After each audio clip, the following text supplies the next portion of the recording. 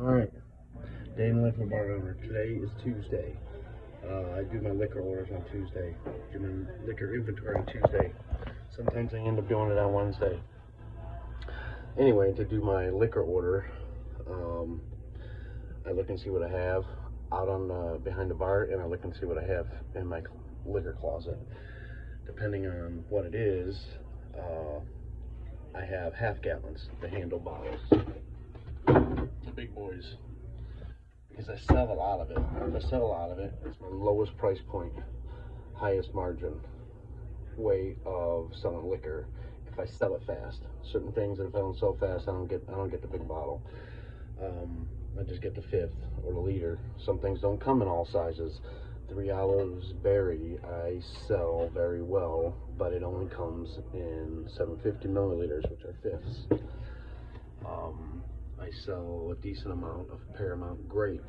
Used to come in half gallons. Now this is, every state could be different. They might still offer that in other states, but here they don't offer it as a half gallon anymore, so I have to buy liters of Paramount Grape. When pricing liquor, 25% of the cost of the bottle, 25% of the bottle should pay for the bottle.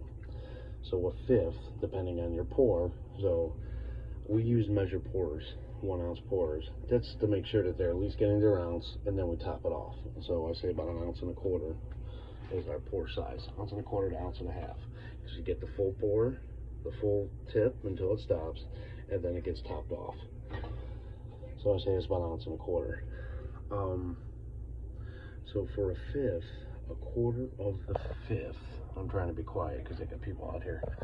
1/4 of a fifth is 25 ounces, but since I do 1 1/4 ounce pours, that means I get 20 servings out of it. So 1/4 of 20 servings is 5. Take the price of the bottle, divide it by 1/4 of servings that you have, so 5 servings. So $20 bottle divided by 5 is the price of the shot. That's the rule of thumb of how to figure out the price of a shot. Add tax. So tax here is 8%. So if a drink, say 25% of a bottle, say is $4, well, it's $4 plus 8%, and works out to be $4.35 or whatever it is. Let's make it $4.50. Everything's typically in increments of 25 cents. So if it's $4.10, say is the number, it's $4.25. If $4.35, make it $4.50. Just easier for everybody. It seems to be what people do, even at other places. Now there's some places they'll charge you what they charge you. So say it's $4.35, and they do that. That's what you see on your receipt, and then they'll add tax on top of it, and it'll be in there. Here, the price you pay is with the tax. So if it's $4.50, that's with tax in that $4.50. Same thing with beers. Like today's Tuesday, and we do a promotion on Tuesdays where it's $2 Tuesdays. We do domestics and wells for $2. Well, that's with the tax in it. So minus the 14 cents is, yeah, about 16 cents because it's 8%. It used to be 7%. Anyway, that's built into the price. So $2 minus tax, I'm eating that tax, or I'm paying the tax out of that $2. It's not $2 plus tax. That's typically how you price things. People are looking for the best bang for their buck, so we do it. My Tuesdays used to be dead. I mean, ghost town. I started doing $2, and we were only going to do it for a short period of time, $2 Tuesdays. We were only going to do it for, I don't know, a month or two. It's been years we've been doing it now. It works out too good. We don't want to, even though the prices dropped, we do fairly good in sales by the end of the day. Now tomorrow things are $2. We'll do the same amount in dollar sales on a Wednesday that we did on Tuesday, even though things cost more. It's just how it is. I don't know why. I don't know how that works out. I would think that I would make more on a Wednesday because everything costs a little bit more, whether it's $1 more or whatever the price difference is from what things are when they're not $2. So I told you that you're supposed to, 25% of the bottle is supposed to pay for the bottle. Well, certain bottles I get the half gallons. I would get like, if I sell a lot of it, if I turn it fast, I'll get a half gallon. So like Tito's, I get half gallons of Tito's. Or I used to get the fifths or the liters. What I discovered is I took the price of the bottle. Well, first figure out how many ounces are in that bottle. So like a liter, and I'm rounding to whole numbers here, is about 33 ounces. It's 33 point something ounces in a liter.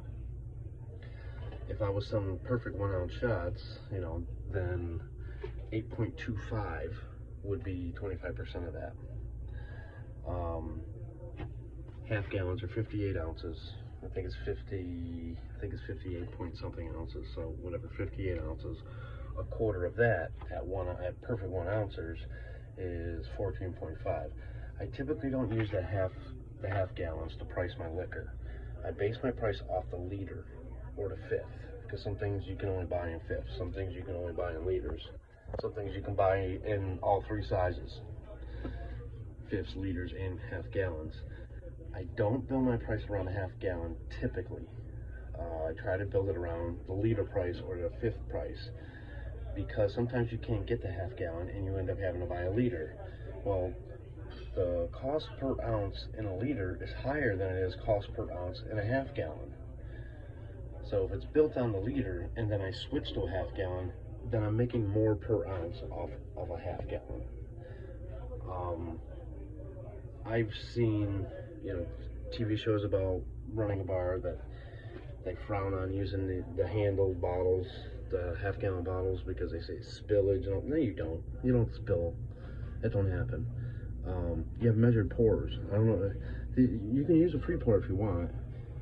And I'd rather use something that's more foolproof. Not that it's 100% foolproof, but you know it's going to work more times than not. Where you're pouring it, if anything, you're going to short it.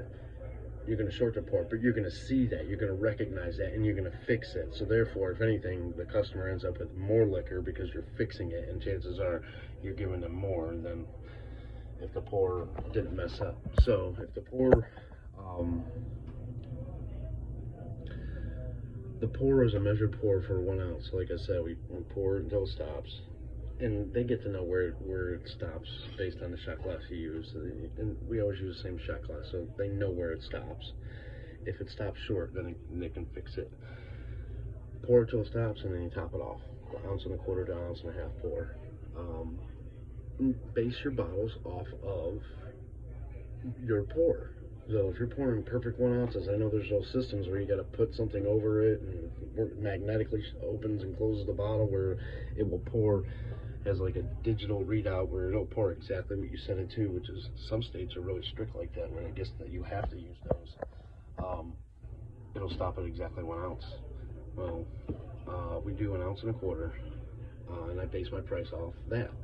So 25% of a fifth is five servings should pay for that bottle, because I'm only getting 20 servings out of a fifth because I poured 1.25 ounces. Now if I was pouring perfect ounces, it would be like 6.25 for a fifth would determine the price. So that's how you determine the price of your bottle. 25% of the bottle should pay for the bottle. That's how you determine the price of your shots. But you got to know what the size shots you're pouring, whether it's 1 ounce, 1.25, 1.5. Some places do 2 ounces. Some places do 2 ounce pours, and they charge based on that. You know, people hear 2 ounce pour, they're not charging you for 1 ounce. They're charging you for 2. So yeah, I mean, this is just a neighborhood bar, though. People want their, you know, good pours for a fair price, good drink for a fair price. So try to do that. But yeah, it's liquor day, and I typically get about 20 bottles a week to replenish my inventory. If I skip a week, then I don't want to have to double up next week, so I try to do this on a weekly basis. Same thing with kitchen inventory. I try to do that on a weekly basis. Sometimes it goes, 2 weeks, but kitchen's a whole other story, But that's basically it. Liquor day, day in the life of a bar owner.